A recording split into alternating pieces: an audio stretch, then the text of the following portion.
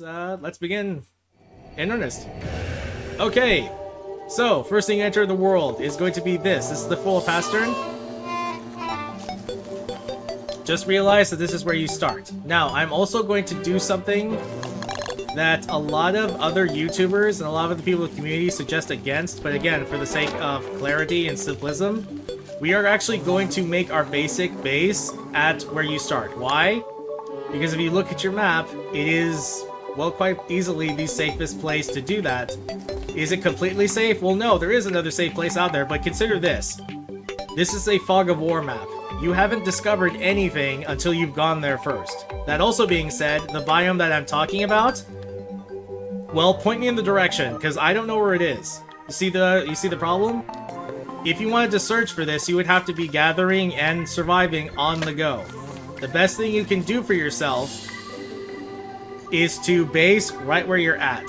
Because I will say this is true, the starting biome or your starting area near the flow pastern is easily the least aggressive of the biomes.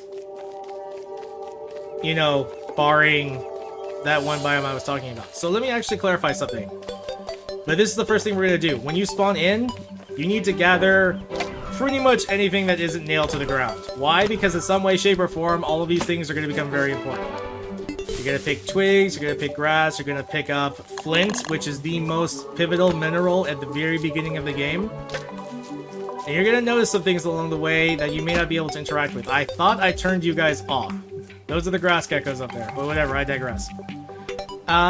Here's a little mushroom opening. It's sleeping. I'll explain the mushrooms more in detail later, but let me explain what I'm doing here. You're doing two things at once while you start a game. You're doing what's called mapping, which is discovering your map generation, and you're gathering, because the most important aspect at first in this game is going to be the crafting. Once upon a time, this table was very different. That also being said, now that it is more ergonomically correct in how, you know, professional it is actually quite overwhelming, because I can see a bunch of things I can make and a bunch of things I can't. And when I scroll over to certain things, like the pickaxe, I'm seeing a few items that I may not immediately, you know, like, what's this? What's this symbol? I guess I know what this is. It matches these symbols, right? But I don't know what this is. That's a little bit of an issue I think the game has as well. There's no curse over for names, or there is no select for, like, take you into a submenu to look at these. Also, I will mention this.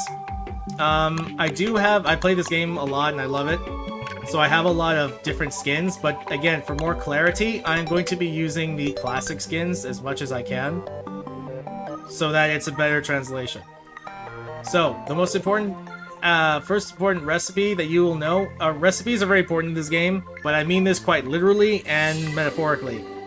Crafting recipes are literally things that you will need, items that you can collect and resources you can gather for both making stuff, making your tools, making your structures, making stations, anything else, and quite literal recipes for actual food products, although you can live off the land. So, the very first thing you should be making for yourself is an axe and a pickaxe. Why are these two very different? Because one is used for acquiring wood,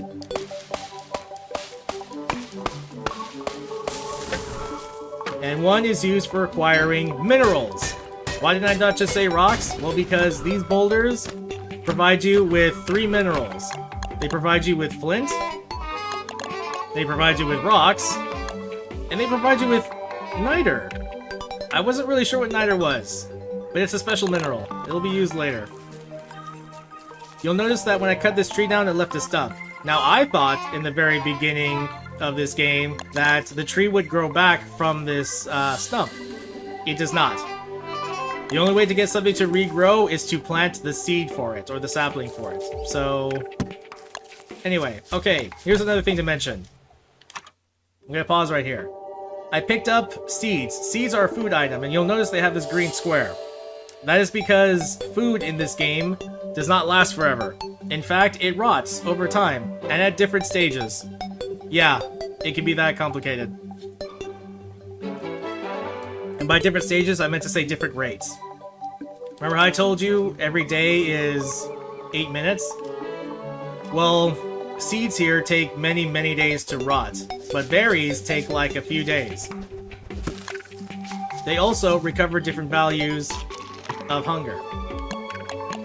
So in other words, I'm not going to sweat too much on the exact specifics of something until unless it's absolutely necessary, and you can just see on screen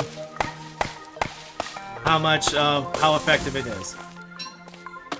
Now, when I chopped down this different tree, the first tree I chopped down was a birch nut tree, but this is an evergreen, the most common tree in the game.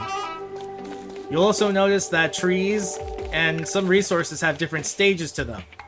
This is technically a stage 1 tree. It takes 5 swings of a regular axe to chop down and yields only 1 log. This one over here is a stage 2 tree. It takes 10 swings to chop down. It provides 2 logs and 1 pine cone. Now if you cursor over to the pine cone, I have the ability to inspect it, which you get some nice little quips from the flavor text from the character. I can drop it from my inventory to make room, or I can plant it. And planting these is very important because this produces more trees for me to benefit from later. Or I could plant them somewhere more convenient. That's a hint for the future. Now as the day turns and time goes by, we are in dusk. Now as I said before, your sanity is going to drop. It's probably a good time to explain these 3 categories. Each icon has something that obviously translates to whatever it's talking about. So a picture of a stomach is going to be your hunger, a picture of your sanity is going to be your mind, and a picture of your health is going to be your heart. It's going to be a heart. This is something you get for having shown stats. This actually gives you my temperature, so I can tell at what point I'm generally going to be either freezing or overheating. Let's not worry about that too much until we get seasons where that's relevant. Something else I should go over is this icon over here. Now, as far as length of a days to a season are, there's also phases of the moon. The phases of the moon are going to be important at some point in the future. Just realize that 2 parts of the moon's phase are going to be important. The new moon, which is this blank slate here, this shows no moon. And a full moon, when the moon is of course full and out and there's light. Fun fact, during night and a full moon, there's enough light bouncing off of the sun to where you don't have to worry about a light source. That also being said, as it turns to dusk, you should be aware of the fact that night is coming. And something people may not be pointed to is going to be in the light source. This is going to be your friend for more than one reason. We're going to craft it for now. We're only going to bring it out like this later when it turns night. But the torch is going to be very important for our food in a little bit. And if you'll notice, once again, I am on the road. And you can see visibly that I am faster on the road than if I am not on a road. And yes, you have to visibly be on the road. This is not just a graphical thing. You do have to follow the silly squiggly lines.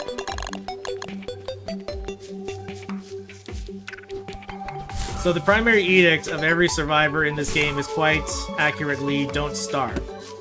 And for that, you need to acquire food. But in order to acquire more resources and better sources of food, you need to make use of the resources around you to turn them into tools and turn them into stations that will make everything better for you in the long run. Now, let's talk a little bit about turf while we still have some light out. Turf is literally the ground you're standing on. Different turfs signify different biomes or different environments. Here's enough of an example to sort of give you an instance. This is what's called the starter biome. I know it's the starter biome because the starter biome is always where the floral pasture is going to be. It's a little symbol right here.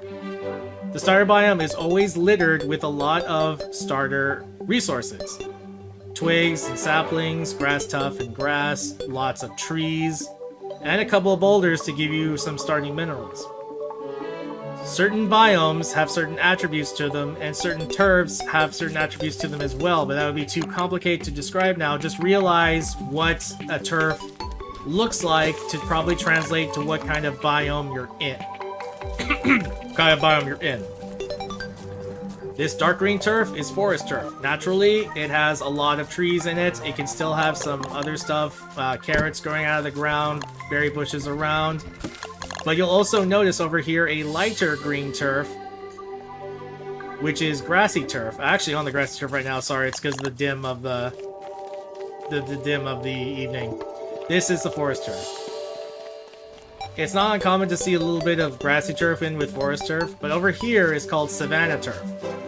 Savanna turf is home to the beefalo because they like the way it feels on their hooves, and it's also home to a lot of rabbit hutches and a lot of grass tufts. You can always look forward to finding something like that. I'll talk about the other turf. Actually, no, there is one other turf that we saw a little bit over here. It's this orange-looking turf. I'll go back down to it in a second, but that's called the deciduous turf, or the deciduous biome. Yeah, it's a new word I learned when I played this game as well. But as I said, as you walk around, you're going to want to be collecting anything that isn't nailed down. And as night comes, I do want to pay attention. I want to draw your attention to the bottom of the screen. This is my inventory, and inventory management is a very big part of the game. I have, I think, 12 slots here. 1, 2, 3, 4, 5, 6, 7, 8, 9, 10, 11, 12, 13, 14. I'm sorry, 15.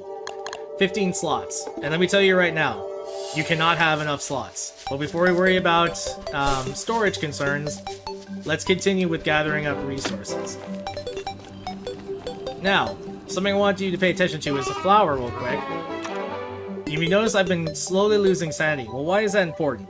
Well, as your sanity goes down, you come closer and closer to a bit of a threshold. I believe it's like 25%. So, like I said, the sanity value is going to be different. All these values are going to be different between characters. Funny enough, Wilson, the vanilla character, has a really high stat of 200 sanity. So I think 30% about this would be like around, I want to say, oh, sorry, 25%. It'd be around 30, I think. And what's going to happen is you're going to start going insane. Well, when you start going insane, you start seeing shadow creatures. And those shadow creatures are the sanity creatures that I was talking about before. There's only 2 types, and I know a lot of new players are scared of them. But I bring them up now because I'm going to intentionally encounter them a few times. Why? Because they provide you with a very important loot, which is what they're made up of. It's nightmare fuel. And you need that for some basic tools that are going to help you. And it's going to seem like it's advanced, but it's not. It's likely the first instance of magic in this game. Mostly we'll be dealing with the science at first, but I digress. But if you feel too uncomfortable about that, and you want to keep your sanity up, whenever you pick a flower, you'll notice that it went up by 5. So if you want to, and flowers are constantly respawning, pick up flowers, and they'll restore your sanity. And it'll keep it up. Now it's nighttime now, and I have this torch out, but something that really bothered me is I really don't like it. I like it when my screen is cluttered, or when my screen is not so visible. Especially, and I know it's for like immersion effects sometimes, but a lot of games have it where they literally mess with your screen and it's literally blocking your view. But this is something you're gonna have to come to learn to understand about this game. And yes, it is a little bit more than dangerous to be moving around while you have this very restricted field of view. I'm only doing this so nonchalantly because of how used to it I am in this game. But don't worry, we're going to advance very quickly in this very basic tutorial about how to properly address darkness in a way that isn't too scary for players. And yes, that was an instance of simple health bars helping me out there. Okay, with the dawn of a new light comes resources. I'm not going to grab those yet because I haven't explained them. So it takes a little bit of time for each character to get hungrier and hungrier. In other words, every character has a hunger drain that is different. Wilson's is very stable. You have to generally feed him every, I want to say, 2 days, about. But naturally, you can just stem that off by eating a few things here and there. Do not be afraid of eating up berries and, you know, the carrots that you find strewn across the ground. Now, I meant what I said. We're going to be starting our base at the floral pasture and at where we spawned, but again, I need to branch out, and at some point or another, you're definitely going to need to do more mapping, especially in the immediate area. See where certain biomes begin, where some of them may end, stuff like that. And you're absolutely going to be needing lots of wood, lots of grass, and lots of twigs. Now, if you're like me, eventually you begin to just not care about replanting these trees, and trust me, if you couldn't tell by this screen, you're not want for loads of lumber. Now, remember those mini-bosses I talked about? Well, tree guards can spawn from chopping down trees, except for the first few days. For the first few days, they are guaranteed not to spawn, so there is a grace period, if you will. Now, of the 3 things that I've mentioned, there is one other mineral that we need especially, and that's going to be gold. Not because we're out here to strike it rich, but because gold is indeed a very valuable resource because it conducts electricity, and before you think it's something like Subnautica or something like that, then don't worry. The point is, gold is still very valuable, and it's necessary as a resource for a lot of recipes going forward. Case in point, what have we been doing here? We've been collecting resources, but what's the goal, right? I mean, I figured out I can do a few things here and there, but what can I do with it? What am I trying to reach? How am I even supposed to start a base? Well, you start it here, actually. If you'll notice on some of these symbols, they have a lock on them. That's because I don't know how to craft them because some kind of restriction is happening. More often than not, that restriction is that you haven't built it yet.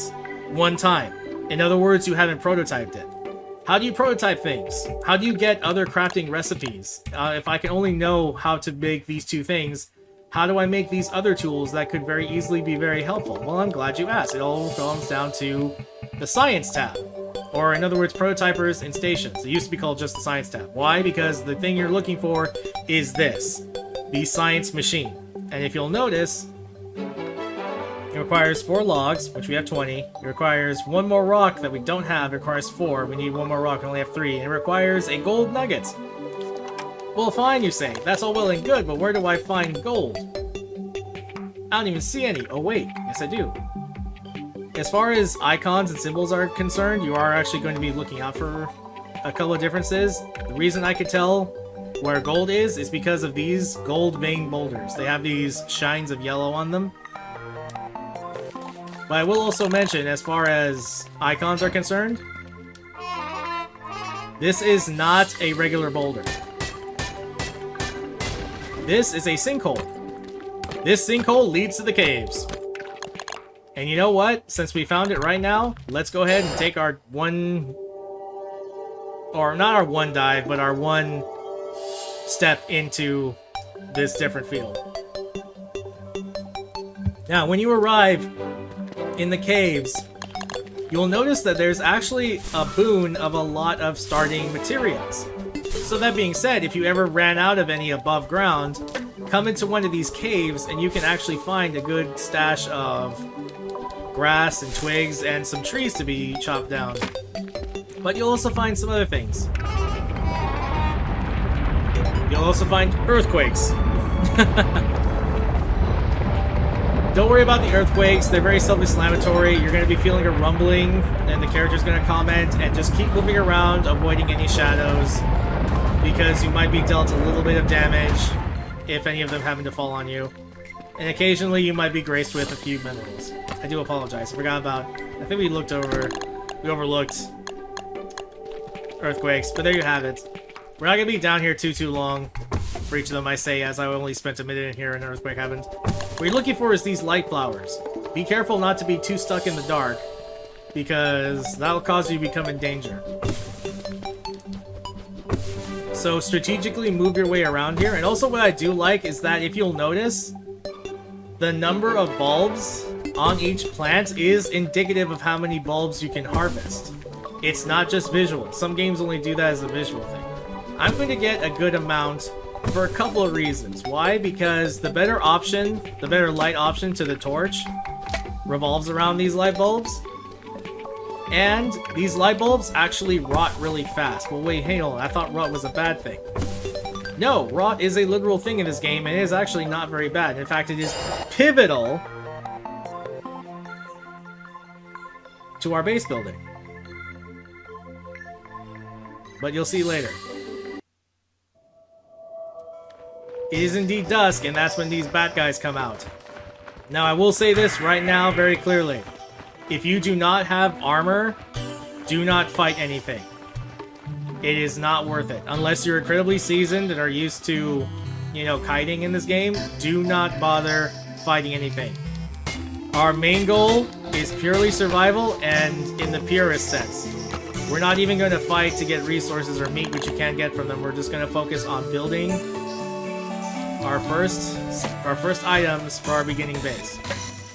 Now, you see that creature in the distance? That is called a tall bird. They hit really hard. Stay away from them. They'll be very useful later, but right now stay away from them. Thankfully, there are some gold vein boulders over here, and I'll say this. These gold vein boulders have a they'll guarantee drop 1 gold, but they have a small chance to drop 2 gold. And right now, these guys were quite stingy with me. How not nice. So, as we come over to this area, a biome that is going to be very near the starter biome, where you spawn in the floral pasture and the gate, is this biome. It's called the Mosaic biome. Why is it called the Mosaic biome? Well, 1, because it has tall birds in it, but 2, because it has a lot of patches of almost randomly seeming turf around it. This is like cobblestone road in with like rock biome with... This is actually plain. This is no turf. It has grassy turf, it has forest turf. All of it's strewn randomly about here. And don't worry if you run out of uses for items, you can always craft new stuff. Twigs and flint are your best friend at the very beginning of this game. Gather more and more, and each stack, every item in this game has a stack limit. Some things only have 1 stack, and some things can stack up to 10, 20, or even 40. I haven't seen anything above 40. So, I guess they're in here now, I might as well talk about them. The grass geckos, like I said, they're neutral, but their gimmick comes from scaring them. And the stuff on their tails, they drop grass tufts. So you don't have to worry about, you know, plucking them. But here's the thing, we're going to be working on a thing called transplanting in a little bit, and you obviously can't really go about transplanting them. Okay. I don't know if you noticed, but this torch burns out really fast. But this is a torch, right? And I'm next to things that are flammable. So yeah, if you light certain things, you can switch off from the torch, and that fire, depending on the stage of tree, obviously the bigger tree will provide a longer burn. And if you want to, you can develop a way to work at night. Collecting things. Oh, I've already maxed out on certain things. Okay. I made 1, I was a little overzealous, I made 1 axe too many. This is a lumpy evergreen. Don't worry, it's just a visual difference. It's no different from a regular evergreen. Oh, sorry, I take that back. Lumpy evergreens don't drop any pine cones. That's the only difference. Other than that, they're purely for gathering wood. I apologize. Okay, with the dawn of a new day, I see that just in time, this evergreen burnt out. I'm gonna remember where this is, because it's very important, but I digress. So, I have the materials I need to make my science machine. Now this is very important. You want to really aim to put your stations where your base is at. You could technically, in other words, you're not restricted to making only 1 and only ever 1 can exist in the world. Far from it. As long as you have the resources, you can make as many science machines as you want. However, you obviously want to have it at your base because that's where you're going to be prototyping everything. Those guys can be very scary. Just keep moving. Go to the road if you can. You'll outrun them. They do have an aggro limit.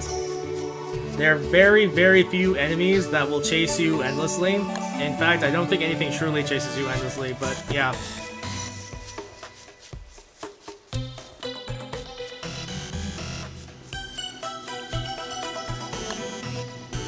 Okay. So we're over here at the floor pasture, and this is where we're going to set up base. Something I'm actually going to do in addition is set up what I like to call the state of orientation. In other words, I would like to do this a little bit later when I've fully mapped out, you know, the map. when I fully discovered things. But I'm going to set it the center for orientation as this. So this, in other words, this is always going to be north, this is always going to be east, this is always going to be south, this is always going to be west. I'm always going to center my camera to this position for the sake of clarity. That's just for myself. You can do it too, or you can go as everyone's like. So, first thing we're going to make is the science machine. The science machine is pivotal and is necessary because it's going to take our tier 1 items and turn them into tier 2 items. For instance, refinement tab. You can turn 3 grass tufts into a rope, and all of these are additional advanced ingredients for recipes, if you will. If you don't have room for something, it'll just fall on the ground individually. You don't have to worry too much about it. I'm just gonna go ahead and I'll willy-nilly put them down. And if you do want to make room, you can feel free to do this at your base. I like to call it organized chaos. You just put things down around you, and then you'll pick them up, and you can reorder things from there. So let's go ahead and make more of what we need. Now, let me tell you this. The purpose of the science machine is actually very short-lived for how important it is. The science machine exists to give you your first ingredients for prototyping these refinements. But your ultimate goal is just to make the next level of prototyping station, which is the alchemy engine. The alchemy engine, as you'll see quite appropriately, requires nothing but level 2 ingredients. 4 boards, 2 cut stone, and 2 of this thing. Well, if you see this little bulb here, you'll notice that you can actually track it down into some of these other tabs. I know it's a little overwhelming, like I said, but I'll just point to you where they are. You get an electronic doodad, quite aptly named, Mr. Scientist. But you need to make 2 of them, and each of them takes 2 gold and 1 cut stone. And I actually noticed, and this will happen fairly often, especially for new players, that I actually don't have enough of what I need. So I'm going to venture out again. But there's something to consider. I'm at 33 hunger. But I have 3 carrots, so I'm going to go ahead and eat those. I also have a red cap here, which is a mushroom. And true to mushrooms in real life, you shouldn't always trust them at face value. I'll just tell you this right now. There's 3... technically 4, but let's just worry about 3 mushrooms in the game. Red mushrooms, which only come out of the ground during the day, during this part. There's green mushrooms, which only come in during dusk, so like the red portion of the day. And then there's blue mushrooms, which only come out during the night.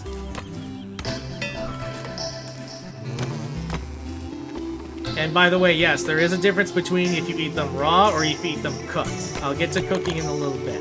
I just need to come out here to collect some more stuff. Now, something that's really advantageous about the Mosaic biome is that it has a few set pieces that are guaranteed each run.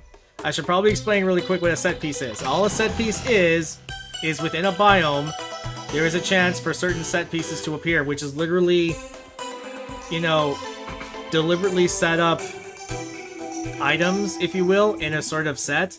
Like, for example, this thing up here. I know it's up here because there's a bunch of grass geckos. Here it is. A set piece can be either one particular structure, or it could be a bunch surrounded by other structures. This is a rocky den. Don't be scared by the eyes in there. This is actually where you get your pets. Yeah, it's a real side thing. It's just something extra. We're not going to be covering it here because, well, it's extra.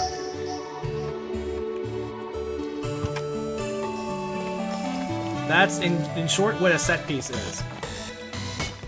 So something you'll probably notice is that, from the onset, the boulders that you want to mine with your pickaxe aren't necessarily going to be these regular boulders, but it's going to be these gold vein boulders, because gold is incredibly important and valuable in this game. And believe me, you need the rocks, and you still need the flint.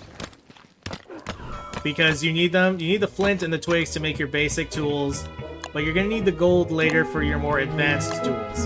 And I'll get to that in a moment as well. If you want to, every time it takes about a day for the grass geckos to regrow their tails, essentially.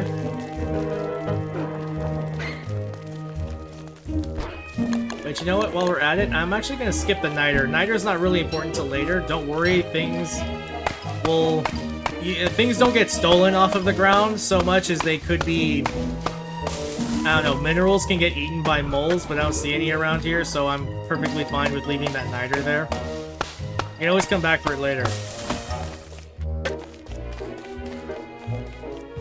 So I'm purposely staying out here to cut these trees because I'm going to need a lot more boards at some point. I'm also picking up any seeds that I find. You can eat the seeds for 5 hunger each.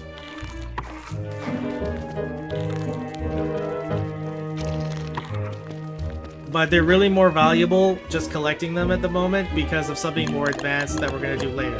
Advanced, again, coming in this basic tutorial mode. I mean advanced within this tutorial. Okay.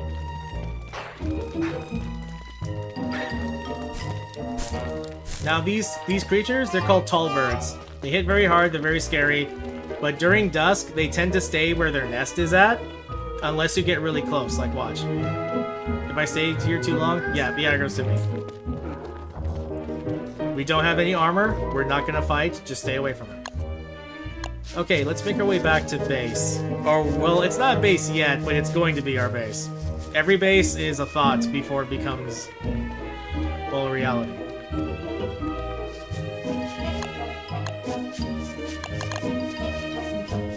We actually have a couple more things that are advantageous about our base here, but I'm not going to talk about them until later. Let's make the second electronic doodad, so that we can finally make our alchemy engine. Oh, that's right. So they do this on purpose, yeah? To make the alchemy engine, you need 2 cut stone. But if you'll know from the doodad recipe, you need 1 cut stone to make 1 electronic doodad. So in reality, to make the alchemy engine,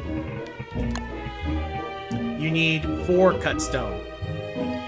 2 of them to make the alchemy engine, and 2 more to make it to electronic doodads. That also, by extension, means you need 4 gold, right? Because it takes 1 cut stone and 2 gold to make the electronic doodad in the first place. Yeah.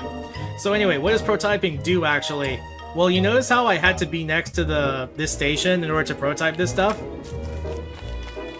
You'll know when you're near something to activate it when it starts doing an animation. That noise you hear, that bing that goes off, that just means that something new can be prototyped and you have access to it. But if you'll notice, I'm away from the station, and I can still make these cut stones. Yeah, once you prototype something, you don't have to be near the station at all. However, in order to make it first, like as you see here with the lock, along the alchemy engine, even though I have the resources, I don't have the machine needed to actually make it to fruition first. I have to make it first with the station. And so, without further ado, we have our alchemy engine. The alchemy engine is the one and only station you're going to need pretty much for the rest of your game. So yeah, and for how important the science machine is, you only need it for so long. Uh-oh, it's turning dark and I don't have a torch. Don't worry. Just make another one. But you know what? It's only been 3 days, and I'm already rather sad that I'm restricted to such a small light source. Let's see here. I see a bunch of birch trees over here. Here we go. Okay, this is going to seem not nice, but at this point, I want you all to become a dirty arsonist. I want you to burn these trees near your base. Because a burnt birch nut tree is going to be very useful to us in a bit. See, it's nighttime right now and this green mushroom isn't out. If you came over here during this part of the day, it would be out for us to see. Well, 4 days in and Wilson's beard is starting to come in. There's piles of ash here, but I'm going to be honest with you, even as a basic tutorial run, don't worry about the piles of ash. They're not as important as you think.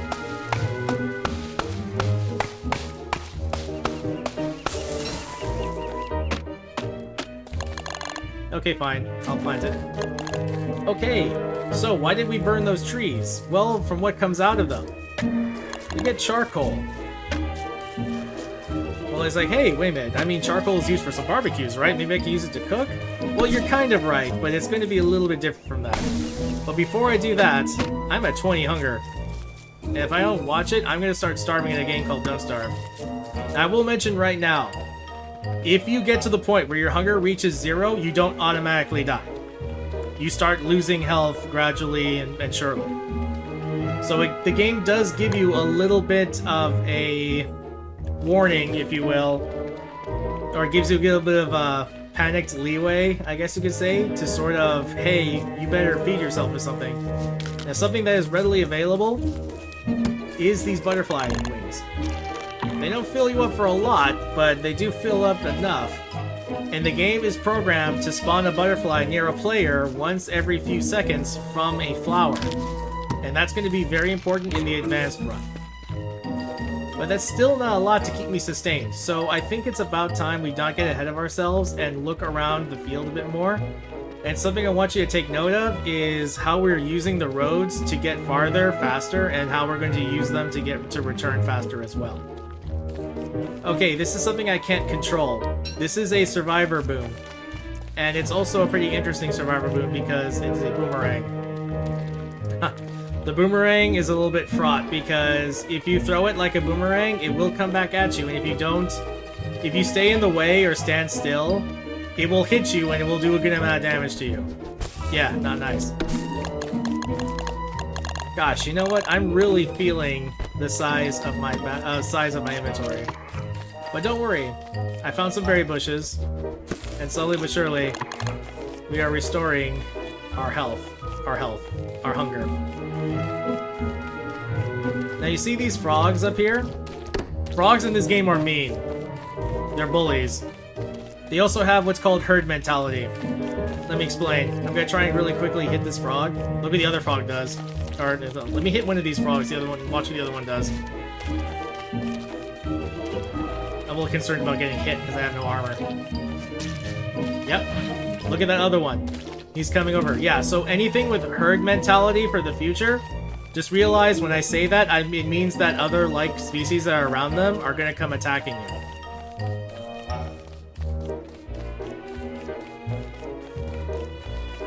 Now, I think I've shown you enough about what it means to live off the land. You pretty much run around looking for berry bushes, looking for carrots, anything that you can literally live off the land for. But I have some good news for you. Oh, it looks like we found a small... Oh! Okay. See what traversing can do for you? It looks like we found a small pig village. The pigs are neutral to you. They're leery of you. If you get close to them, yeah, they get scared of you. So like, oh, look, it's one of those gobblers. I'm sorry, if it feels like a lot of things are happening all at once, it's kind of because they are. But let's take a moment to finish my statements. Thank goodness for the pause button. There was a time when DST did not have a pause button at all. Okay, the pigs are neutral to you. This is a pig village. I know this because it has this set piece of like carrots growing and it has a lot of bushes. If you look over here, there's also a set piece of growing berry bushes. Do not worry about the style, it's just a different choice. In the game's program, this is called Berry Bush 2. Why can't we? Anyway, I'm sorry, that's another topic. Don't worry, it just looks different. It's still a berry bush. This was incredibly advantageous for us, but I'm gonna be honest, I was gonna be fine on my hunger because of something else I was gonna do. Oh my gosh, I put you guys on... Oh no, I put you guys on default. Okay. During dusk, gobblers and the pigs go home. Certain animals will act a certain way for certain times of day. But what I want us to do is to remember where this pig village is, because it's really not all that far from base. Really, it isn't. This is a medium-sized world, I believe. Now, I could pick these berries. I need all of them. which I am going to do, but I mean, I could continue to do that for everything around here, but I'm actually not going to do that. What I want us to do next is to pick up more saplings, and pick up some more wood, and pick up some more rocks, staying out of danger. If you'll notice that not a lot of creatures aggro to you immediately, but after a certain amount of time they will. Just use whatever strategy you can to run away really fast. And I believe base is pretty much straight ahead. In time, also, you will learn your map layout. So things will get used to, you'll get used to seeing things in certain ways. Now, let's see here. I have 26 rocks and a few logs, and I want to do something that's very important. This is in your light source, and it's this thing right here. This is the fire pit. The fire pit is very important for a couple of reasons, not least of which it's a source of light. And if you add fuel to it, it will go brighter. But you can also cook at it. Now remember I told you that eating the red caps raw was bad? The red caps, in this case, heal you for a little bit. You can't see because it's maxed out, but be careful, they will lower your sanity. I just did that as a demonstration to show what cooking can do. You can also do it to the seeds. Although I believe it lowers the seeds' effectiveness. No, it keeps it the same, it just allows it. You can cook things in this game, and it can change some of their properties. But when I say cook, there's cooking it on a fire, and then there's cooking it in something else. Like I said, DST doesn't teach you how to play DST, nor does it show you how to optimally do it. I'm going to convert as many rocks as I can into cut stone, and I'm going to look at cooking. What I'm looking for is this, the crock pot. Not a crack pot, a crock pot. But for that we need at least 6 charcoal. And these birch nut trees can provide that charcoal. Now if we're lucky, they'll also provide us with something else, which is why I intentionally torched them as well.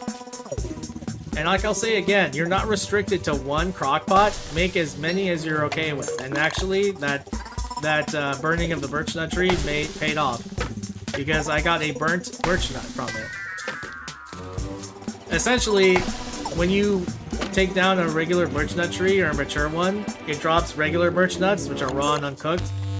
But this is essentially skipping that process and cooking it straight away. So with the making of a crock pot, we get something that is incredibly important yet again. And it is essentially a form of item synthesis. If you open it, you'll have 4 slots. Now these 4 slots are for recipes. Not a crafting recipe, a cooking recipe.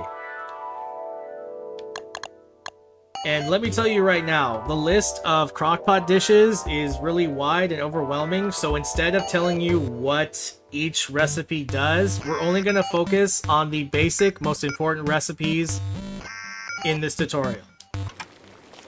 Now, that I've made my crockpot, there is one other thing that's long overdue. Let's go ahead and make this fire a little bit bigger, so we have more visual space. But if you look at storage solutions, I have access to a new item. It only takes 4 grass and 4 twigs.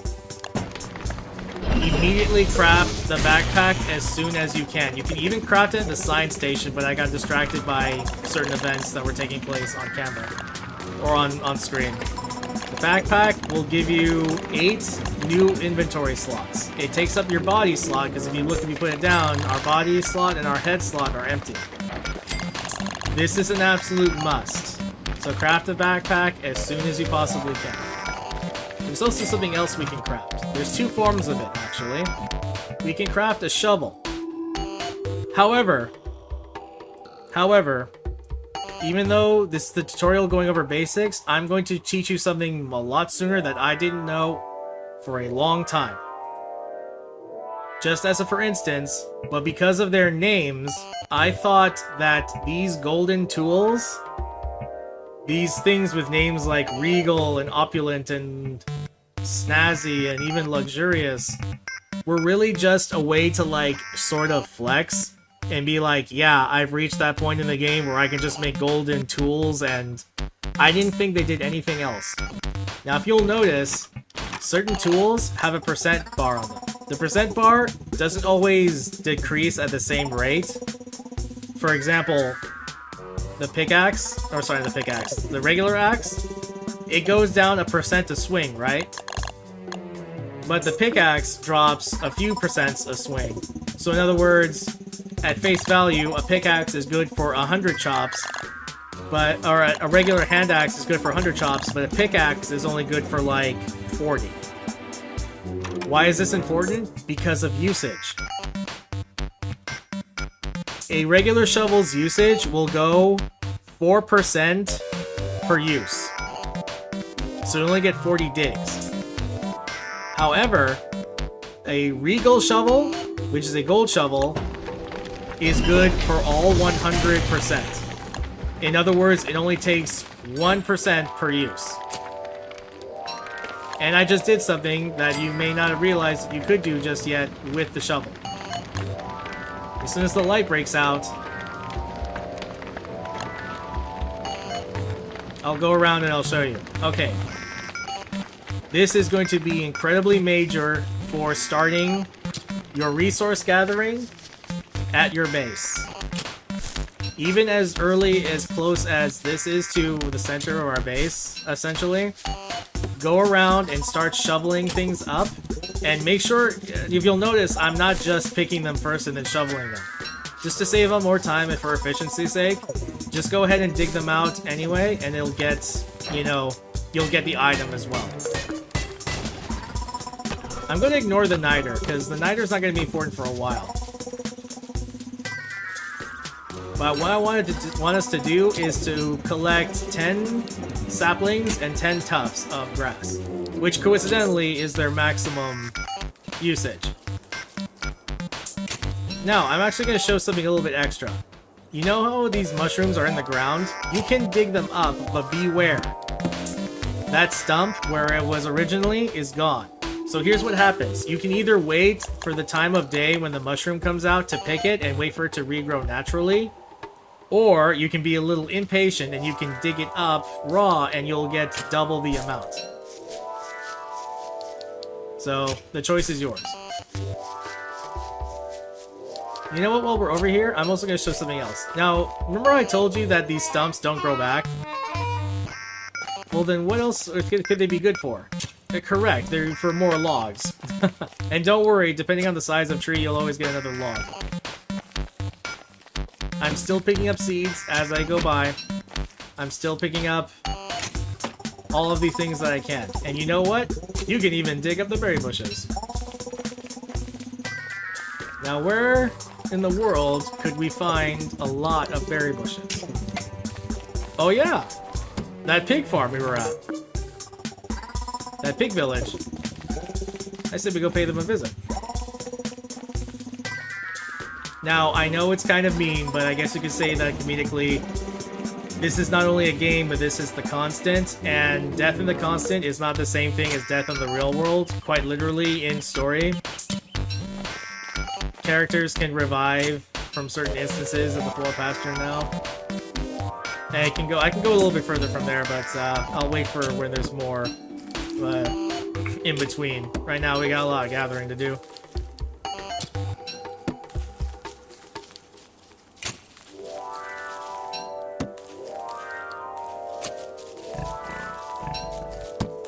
Be careful picking up food around pigs really quick, because they have a very poor tendency of eating it off the ground. And you know what? While I'm here, I think I can pick up these grass tufts as well. We're only gonna get a few right now.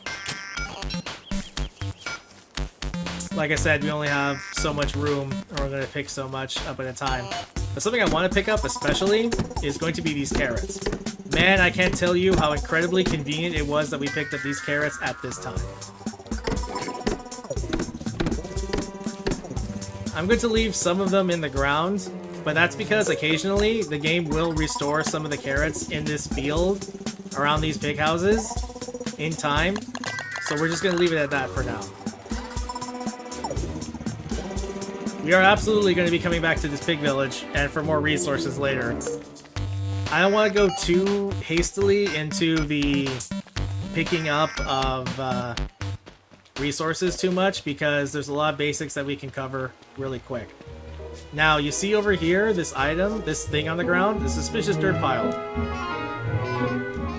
We're going to come to those in a little bit. Those are the beginnings of what's called a hunt. It's a little mini game. When you uncover the dirt, it will leave you a little paw print, and that paw print will be facing a direction.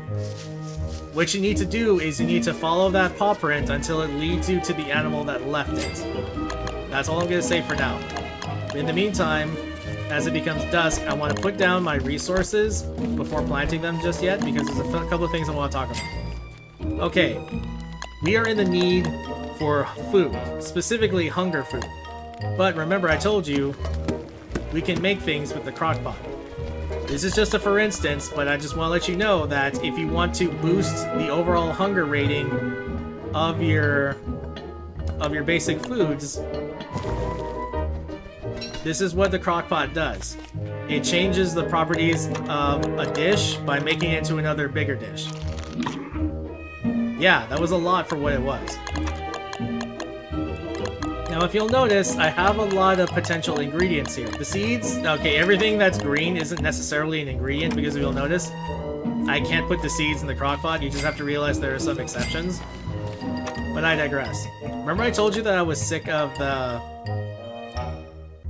the torch's low light range? Well, if you look in your light options, you have 3 twigs, 2 rope, and 2 light bulbs. And I can make a lantern. Now this lantern will provide a lot more light that is portable to me without the need of the torch. Now the torch could put things on fire, the light bulb can't, or the lantern can't. Now you'll see at this stage, foods that can rot will have the prefix stale, while the other ones are just what they are. These are considered fresh, this is considered stale. The next color is when the box goes lower and it turns red, is rotting. It's not rot yet, but it's rotting.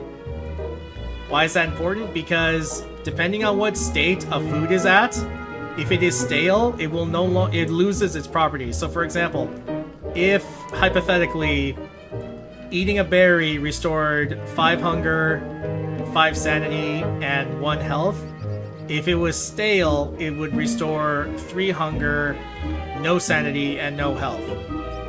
And if it's rotting, it will take away hunger, it will reduce my sanity by 5, it'll take away my hunger by 10, reduce my sanity by 5, and even hurt me for 2 health. Something like that. It's not quite the same, but you get it. The point is, stale foods are incredibly inefficient compared to their fresh ones, and rotting ones, if they're red, don't eat them. Just at all. They're trash now. So yeah, a rotting timer is something to consider in this game, but don't worry, the reason we put on Winter's Fest is why we're tackling that. But it's not dark yet. So let's figure out a solution to our food problem. Now I'm going to be very upfront with you. There are vegan dishes in this game, but they're not particularly great. You saw how I put 4 berries in a crockpot and it gave me fistful of jam? Well, if I put 4 carrots in there, I would get a dish called ratatouille. And ratatouille does not give... It doesn't even give as much hunger as eating the 4 individual carrots would have given me. Yeah, it's a bad dish. Just to give you an idea. So you might be wondering to yourself, well, why would I want to pick these mushrooms if either so bad for me or they're not very useful? Well, I'm glad you asked. We're going to get to that when we come back to our base. Now you can see here the much more advanced lighting, but there's something else I can do with the lamp that I couldn't do with the lantern that I couldn't do with the torch. I can put this down. So I can make a sort of mobile, workstation for myself to keep acting while at night. This is going to become very important as time goes on. Very important. So is the acquisition of wood. Now don't be worried, when you pick up the lamp, it's gonna go into your inventory, so just be careful to pick it up. But I do want to show you something, or sort of show you something, about the darkness. Wait and listen for it. Whoa! Okay. There is a monster hiding in the darkness. And if it is pitch black on your screen, and if it's dark for too long, you hear that hissing, you are going to take a lot of damage, and a lot of damage to your sanity and to your health. Very scary stuff, but I digress. So here's something else that we've discovered. It's the beefalo. Quite literally. The beefalo are going to be very important during the run, but they're not going to be too important right now. What I'm looking for is a source of meat. I mean, I technically found it. It's a beefalo, and actually, in real life, that's what a beefalo was raised for. A beefalo is a creature that was raised for producing more meat. But the beefalo are more than just meat to us. In fact, one day, they may even be a friend. But that's not going to be in this tutorial run. Don't worry, I'm not going to make you tame a beefalo. Right now. I do feel for these butterflies, but we do need to live. And this is a survival game.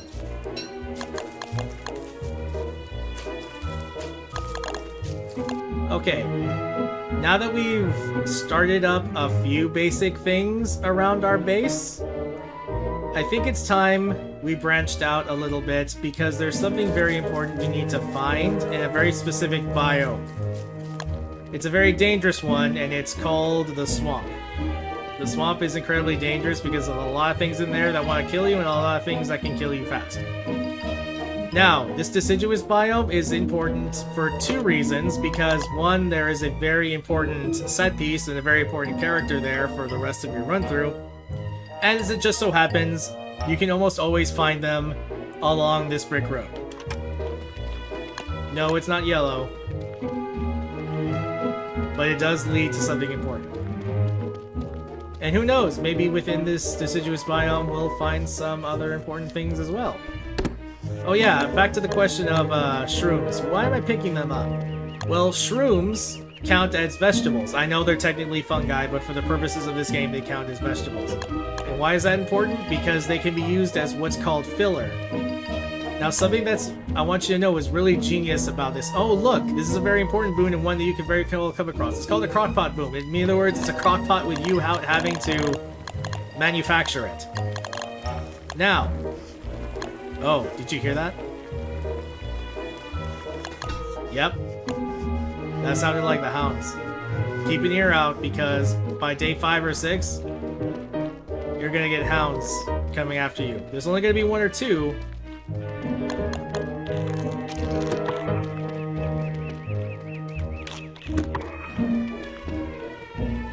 But they're going to be very scary to somebody who doesn't have armor like us yet, and for somebody who doesn't have a weapon yet. We have tools, they can do some damage, but they're not going to be too helpful.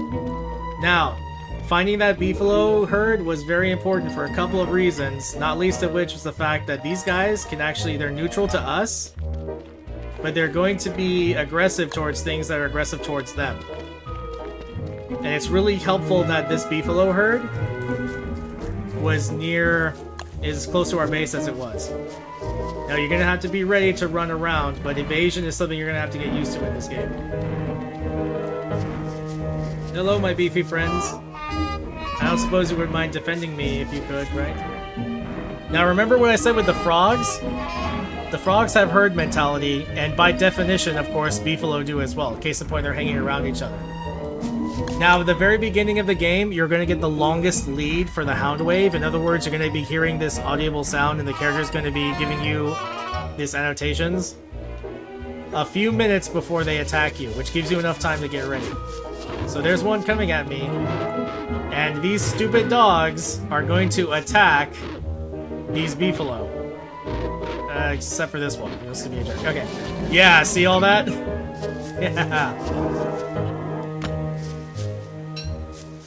I could pet you right now. I would love to pet you right now if I could. But now, I definitely could have dealt with that one hound on my own and showed you guys how to kite, but I also wanted to show you how you would do, if you were very new and you weren't familiar with combat yet, how you would defend yourself. The best thing you can do is look for natural defenses and have the world fight for you. So case in point, look for a beefalo herd. Whenever you hear the barking start to sound, and every about say 5 or 6 days, expect a hound wave from that point. But anyway, let's continue on the march. Now I like to keep my light source close to me. Now we got something very important out of that hound. It's called monster meat. And Wilson is absolutely right. Monster meat is naturally called a monster food, and if you eat it straight up, it will pretty much do what I told you a rotting food would do, even though it's fresh. But this also ties into what I was saying about the mushrooms. Now, I think what's brilliant about this game's design, especially with regards to cooking, is that even in real life, just like in real life, something that you cook that might be dangerous in one form can be synthesized to be healthy once it's cooked properly. This is very big. We're gonna come back to it, I guarantee. But as it so happens, on our ventures, we found this crockpot boon. And I was going to go back to base eventually to do this, but since we found this, I'll do it here. This is literally just a crockpot. It's just away from home. Now, I'm going to teach you the most important food recipe for early game and through this basic playthrough. It's probably going to carry us all the way into as far as mid-spring even. I'm going to teach us how to make meatballs. Meatballs require at least one meat item that is... Excuse me. One meat item that counts as at least one meat unit. Monster meat counts as a single meat unit, so don't worry. And at least 3 fillers that are not inedibles, like hound's teeth or twigs. And the other fillers can be anything else. Anything else. Including these dangerous non-beneficial mushrooms. See what I mean? Not only are we making a superior dish, but we're making a dish that will give us a lot of hunger out of items that would have actually hurt us. And I think that is a brilliant game design. It gives these things relevance and more. Now look at my hunger. Yeah, that leaped. Meatballs will restore 60, I think it's like 62.5 hunger in 1 munch. Now, unfortunately, we don't have enough meat to make even another one, but that's pretty much what we're going to be going for. There is one other healing item that I want to bring up in a little bit, but you know what? Yeah, we can do it here. Okay. I do have one cooked birch nut, but I'm going to want some more cooked birch nuts, or birch nuts to cook. So in terms of getting more wood and those birch nuts, see, this is an uncooked birch nut. This is a roasted one. It's, i.e. a cooked one. Now I'm hoping that the light at the end of this road will be the person that we're hoping for. It'll also lead us, I should mention, to a guaranteed pig village. I'll show you this over here in a second. Come on. End at some point. And by end, I mean... end with... oh, here we go! Yes, we got it! Okay, so in the deciduous biome, if you follow a brick road, more often than not, 9 times out of 10, it will lead you to a green forest patch. It will lead you to a pig village, which should have some stuff in it. Doesn't always, but believe it or not, the pig houses and the pigs there within are really important and can be used as resources. Sorry if that sounds demeaning, but again, survival. Okay, this right here is a blue mushroom. The blue mushroom is probably the most important of all of the 3 mushrooms, technically 4, in the game, because even though it doesn't restore any real hunger, it restores 20 health a bite. That's really colossal, because the only other food item I think that can restore 20 a bite is a crockpot dish, and it's actually made from the butterfly wings. Anyway, I want it to be light so you can see this guy. Oh, indeed, we got a little bit of a village boon here. We got some more more grass twigs here.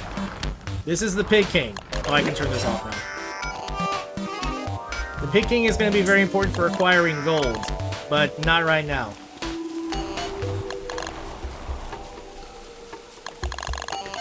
Also, you'll notice that we're at 55% on our lantern. This is why you have the bulbs.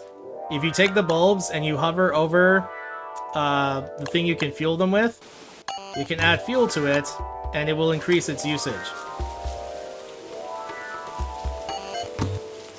I'm very glad I found this place, because more often than not, one thing I can say about this game is very important, is that it gives you a reason to explore the map and venture into every biome or quadrant at least once.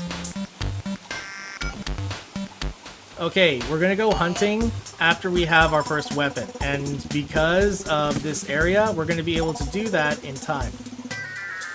These stumps are home to a creature called catcoons. I think we'll see one over here. If you'll also notice, it started raining.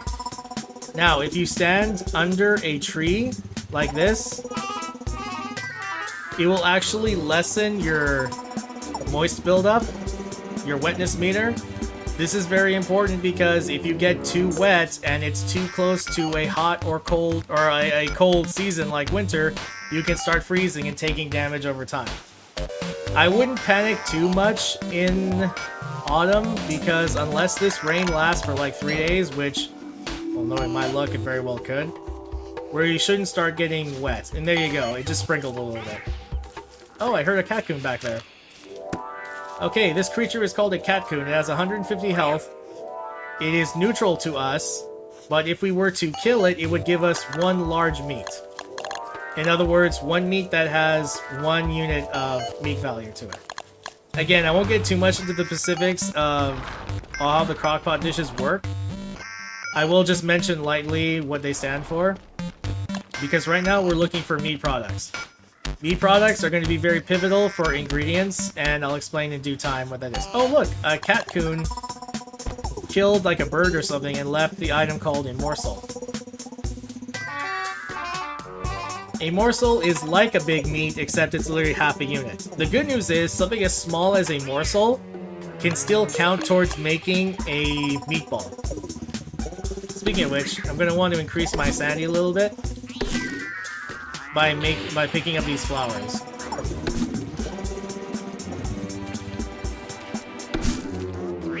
I'm actually going to want to pick up 12 flowers to see if I can find something that can do that. Oh, that was a frog. The frogs are going to be important in a little bit. Or we're going to use the frogs, rather. But as soon as you make, or as soon as you pick up 12 flower petals, I believe it's in clothing, yes, you can make an item called a garland.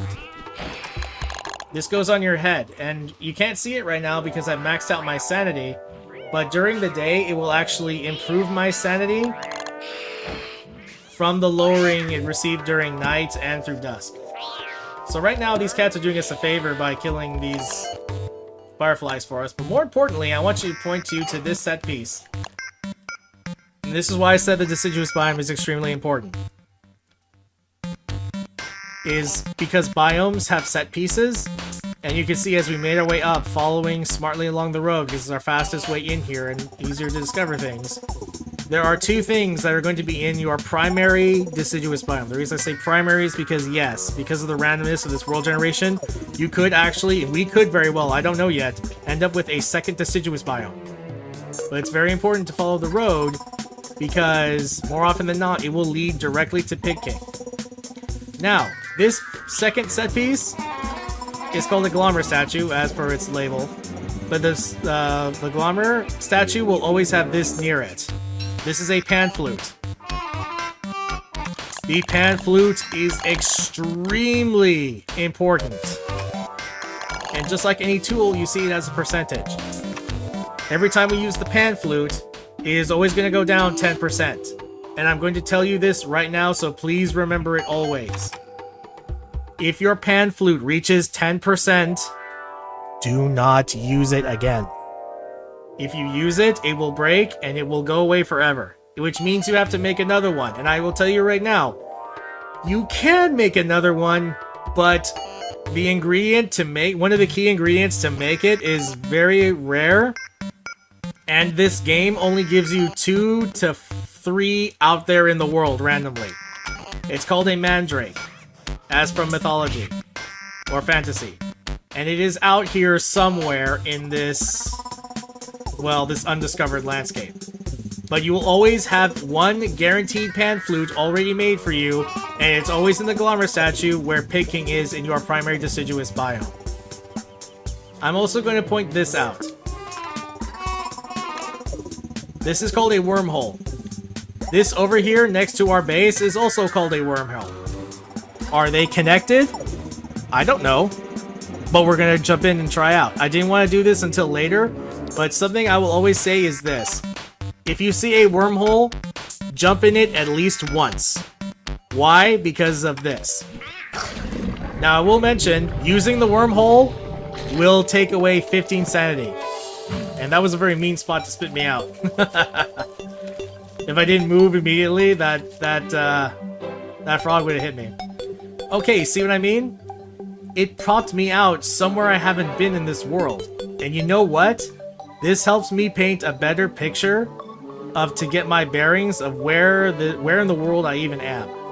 And something I'll tell you right now is I have a small hint. If this is a bunch of forest out here, and I have a bunch of